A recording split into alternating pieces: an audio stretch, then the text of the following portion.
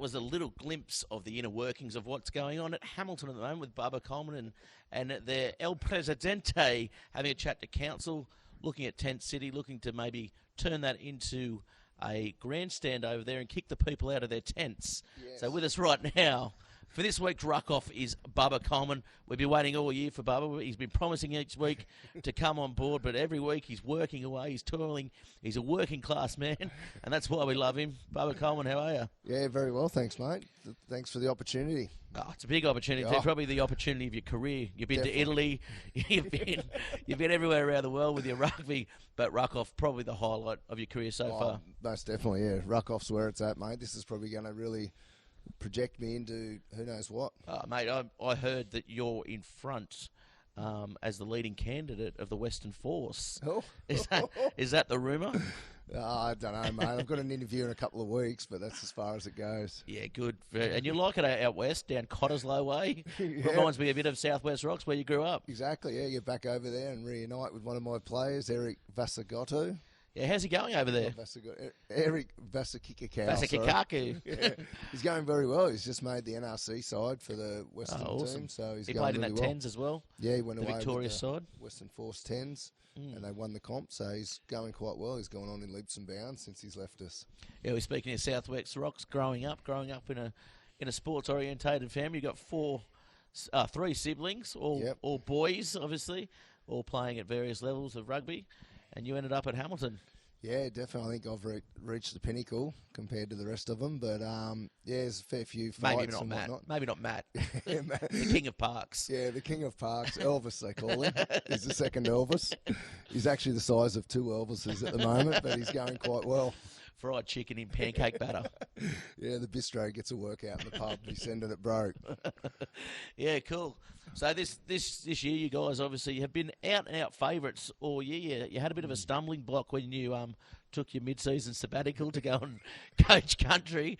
Do you blame yourself for that? Yeah, definitely. And also picking my proteges that come in there with Paul Nixon and Ross Duncan, they just didn't live up to expectations, to be honest. Yeah, I mean, Paul Nixon, he's been under you for some time, especially when you played and he coached and you were actually coaching and playing at the same time. Yeah, definitely. Some would say he's squashed. He's been under me that long, but yeah, Paul Nixon just hasn't lived up to all expectation. At the moment, he's back at the club this week and he's just sweeping out the sheds, working his way back up. Yeah, good. You got to send them down sometimes and definitely get them doing their chores just to let them know their place. Yeah, exactly. Jeff Turnbull actually asked me what the hell was I doing, putting Paul Nixon in charge. But what the hell's Jeff Turnbull asking you questions for? Mate, Jeff Turnbull tells me he's won a comp with the Hawks as a coach. So whether it's true or not, I don't know. But he hasn't rates won himself. 4 though, has he? No, not yet. Well, anyway, getting back to that season, getting back to losing a couple of games. You played in the match last week against Wanderers, of course, the second match of the round for Bar TV Sports. Wow. You guys came out victory. It was a close victory, so not too many points separating you two guys at the top at the moment. No, definitely not. There's bee's dick between the two of us, to be honest. I think you meant bee stinger. Yeah, bee stinger, sorry. But between the both of them, there's not much at all. Both showed glimpses of what they got. But yeah, both went asleep at certain parts of the game and opened it up for the other team. So I think moving forward, it's definitely going to be a tight competition and not ruling out all the other guys there fighting out for the top 5. So it's a lot closer than people think, I believe, as far as we've been pushed up there as the favourites. But anyone on their day can beat anyone, as it's shown during the year, like Macquarie and Waratahs rolling us. Yeah, definitely. And Southern Beaches are on the way up too. They're playing Waratahs this weekend. It's not the match of the round. Of course, Hamilton v Merriweather will be the match around this weekend. Yep. Only due to the text messages you've been sending me all week saying we deserve a match. But anyway, I'll pander to my critics. Yes, I thought you forgot about us. But yeah, I believe, the Southern Beaches are on quite a roll. I believe the bus leaving the sandpit this weekend's chockers and lots of supporters get. It is a mini bus though. Yeah, maybe a mini minor, but no, they're going quite well, and full credit to them. They've had a bit of a disrupted pre-season with players swapping and changing, but yeah, full credit to them. They've really picked up their game and come along in leaps and bounds. And from the outside looking in, their culture looks a lot better as well. Yeah, it's all yogurt over there. In any case, getting back to Wanderers and Hamilton, there's a bit of a debate going on at the moment. A couple of players have come back from the Shoot Shield in Chris Pusey for you guys. And, of course, Andrew Twala is the big one for those guys as well. Yep. Coming into the semi-finals, there's people saying they shouldn't be playing. There's people saying they should be playing. There's people saying that, that the season's over for them. Go and enjoy your Mad Monday and get fit in November again. But what are your thoughts on that? And where do you think... Where's your stance? Are you going in with a joint venture to Wanderers to the NHRU, or is it something that you guys are both going alone with? They've got the powers at the moment. They just bring out the Supreme Court and everyone buckles. So I'd love to get on board with them. The only Supreme I know is a Pizza Supreme. Yeah, exactly. They're good in Italy too. But all seriousness, we've been knocked back the last couple of years with players that have played here for more than 3 years, gone to Sydney for the opportunity to have a crack at NRC and haven't made it, come back to us like Nick Palmer a couple of years. 2 years ago, they told him... was one as well, wasn't he? Yeah, Vasa, yeah, he got told no. Also, Tweedy Asa, who's back here playing again, that went to Eastwood a couple of years ago and wasn't able to play in the semis back here. So, to me, they've already made the stance, but I believe we've been told to put in a submission to them for the regrading because they're not registered here on the June 30th, and then the regrading committee have the final say. But, yeah, there's pros and cons in both sides of it, so... Whether it's right or wrong, I'm not sure, but I think the NHRU have the final say. Well, you say that Wanderers have the power with the Supreme Court, but there's people out there saying that you've got the ear of the NHRU. What do you say to those rumours? I think Andy's at home cooking now for me, so we're pretty close. What is he? I mean, what is it tonight? Chicken night or meatloaf night? I'm not sure. I think it's actually sushi. We eat off each other. Yeah, sushi off the belly. Off your naked bodies. Wow, that'd be ordeal. Californication coming out again in poor old Andy. But, moving forward with them two. So, for me, it wouldn't bother me either way. But a way around it all is to shorten the competition, in line it with Sydney, so this could never happen again. Maybe whether it's an 8-team, 10-team comp, whatever it is, we could even start 2 weeks earlier, get rid of the bye weekends or the washout weekends because nobody ever uses them. They play midweeks anyway. Well, I think, it's coming into spring. Maybe we should encourage the Shoot Shield players that don't make the NRC program to come up here for a bit of a holiday, have a play around, hit the beaches, hit the night spots. I mean, you can't get in after 11, but I'm sure they're feeling the same thing with the Sydney lockout laws as well. Yeah, they'd definitely open a can of worms, that would, wouldn't it, with Sydney teams coming back. But, in full credit, both of these guys have played more than 3 years with the club, so they are classified as good locals. Players too, obviously. Yeah, definitely. They would lift the team immensely, both of them in their right for each club. So, I'm kind of torn, to be honest. Whatever decision they make, I'm happy with. But, whether it's fair or not, but the precedent's already been set, I think, with us not getting in the other couple of weeks. The last couple of years. Very good. Well, the ladder, as it stands, you guys now firmly in front with the danger game this weekend being Merewether for you guys. The first round, it was quite close, and then we've got Wanderers sort of creeping around there in second place. Merewether Carlton dropping, form towards the end of the season. Waratahs as well dropping form. Maitland as well. So that fifth spot's going to be interesting with Southern Beaches coming through, and Lake Macquarie. If they can win against Maitland this weekend, it blows the competition out of the water. Yeah, definitely. I think the top two are pretty well decided now with the competition ladder. But, like you say, Merewether, hot and cold. I think last weekend they played a pretty good game. They've had massive changes there in personnel. So no nonsense over there, mate. Oh, the no dickheads policy. Wow.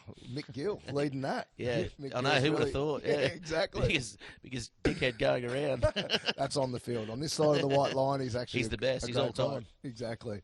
But, they wielded the axe over there, I see, and there's a lot of blokes coming back through the grades. So creates competition, so it brings out the best in them. So I definitely think they'll be in there. I think they'll pick for third. Out of fourth and fifth, it's definitely 4 teams could get in there. Yeah, definitely it's a battle, but as the ladder as it stands, it's right here, right now, and have a look at it. We'll be back with our Rams low percentage play of the week.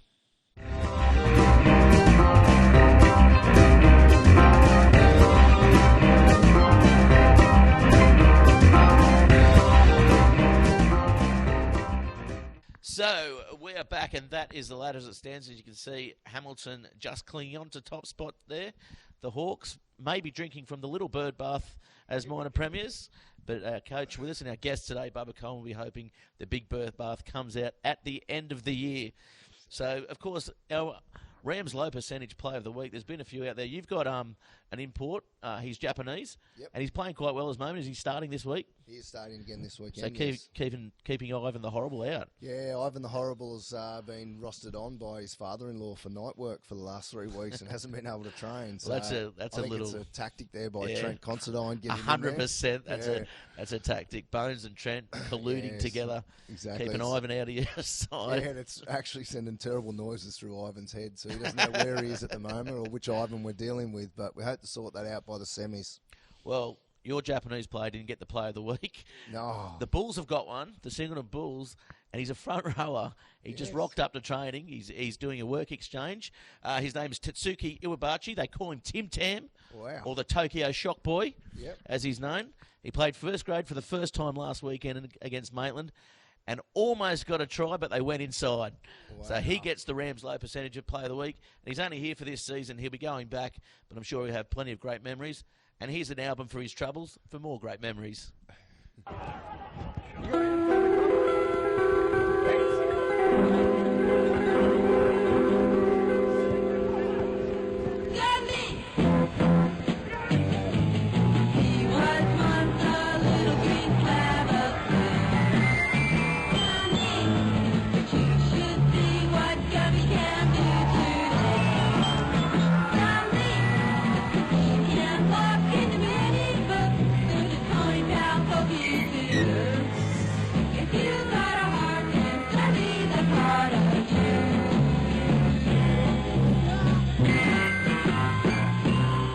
Well, here we are now for the Top Better round preview. Of course, get in the game with Top Better for all your local fantasy markets.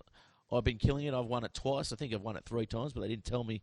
I think you can't win it 3 times. And you get $200 in better bucks, which you can turn into actual cash, which is if you put that money, mate, into the pony. Oh, yeah, Pony Boys. Yeah, Pony Boys, into my own account. And, they've lost it all. Got up to $4,000 and just punted on a favourite.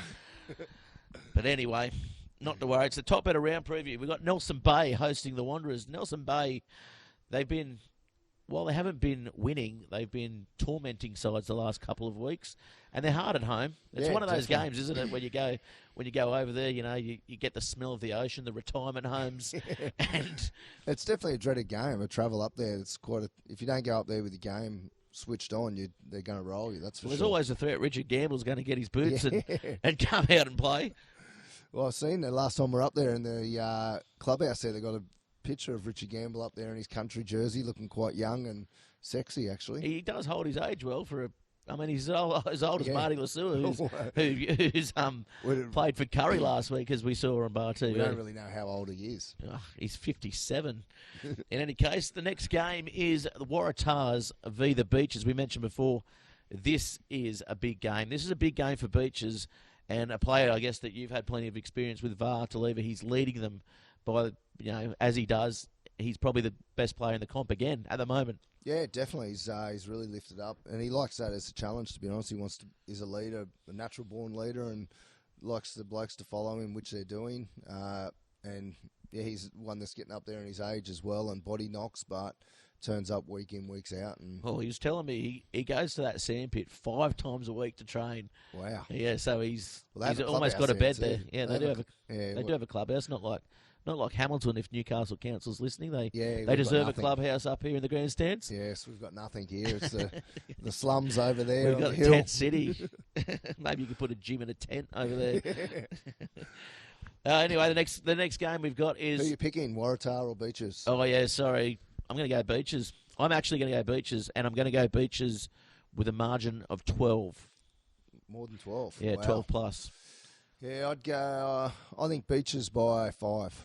I just think the Waratahs last week, they were terrible, and the Waratahs the week before against Macquarie were even worse. Wow. Shouldn't have won that game. They won it. So they're due a loss, I think. Yeah, definitely. They need a bit of a wake-up call. Depends, is Alan Miralakis back or not? I haven't got the team sheets through yet, but Yeah. they're always the last ones to send them through Waratahs. Yeah, well, he was in Scintillating. That's the word. Scintillating form there. I'll be a thesaurus as well. Nice. The Roos versus Maitland again. This match, this could almost be match of the round as well. Is that Lake Macquarie? It is out at Lake Macquarie, so Yep. Maitland aren't going to like travelling. No one likes travelling to Disneyland except the people who play for the Roos, and I mean they love the ground. Yeah. Not so much the travelling party though. No, yeah, true. I'm gonna pick an upset at the Roos. Yeah, well, Maitland have definitely got to be on their game.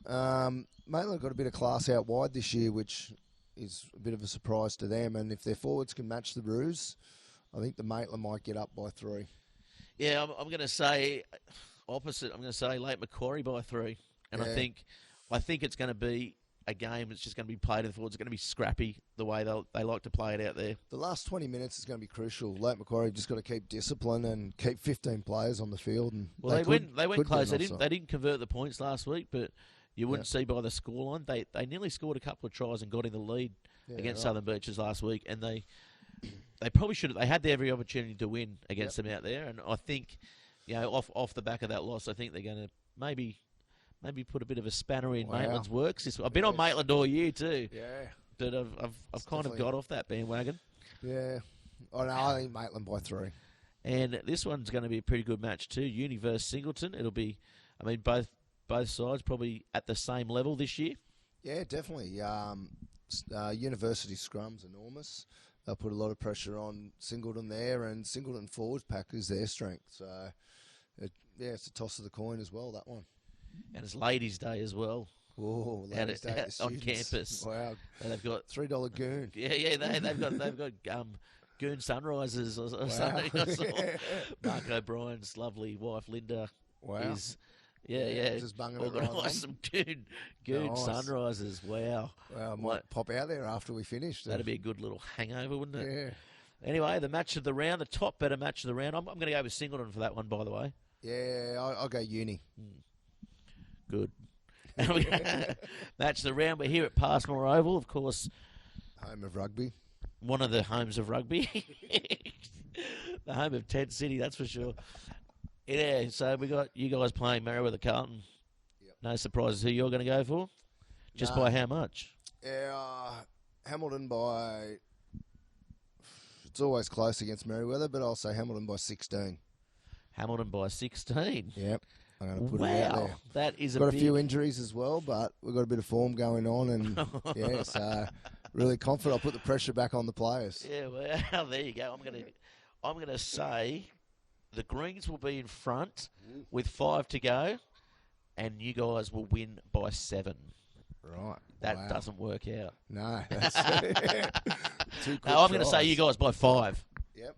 Right, So Hamilton by 5, and I don't like backing against the Greens, but I think you guys have the minor premiership to seal up this week, and you're going to be too strong with all the experience in your side. Yeah, definitely. We've got a few guys out, so it's a good test for our guys coming up in our depth. So be interesting to see, but I'm quietly confident. Yeah, very good. Well, that's the end of Ruck Off for today. Of course, we'll give you one opportunity and one opportunity only to go and tell someone to go and get rucked, Bubba. Who would you like to go and tell? I don't know, to be honest. You're such a nice guy. Well, rightio, I'd like to tell Paul Nixon to go and get rucked. Paul Nixon. Yep. Hamilton have never lost 2 games in a row in first grade in 6 years. Paul Nixon done it in 2 games. So, Paul Nixon, you can go and get rucked. Yeah, very good. Yeah, nice. Paul Nixon, you can go and get rucked from me as well. Well, that's it for the day. Thanks very much for tuning in to Ruck Off. We'll be back next week with all the action around the grounds. Tune in to Bar TV Sports for the match of the round. Hamilton versus Merriweather Carlton. It should be a cracker, and we'll see you then.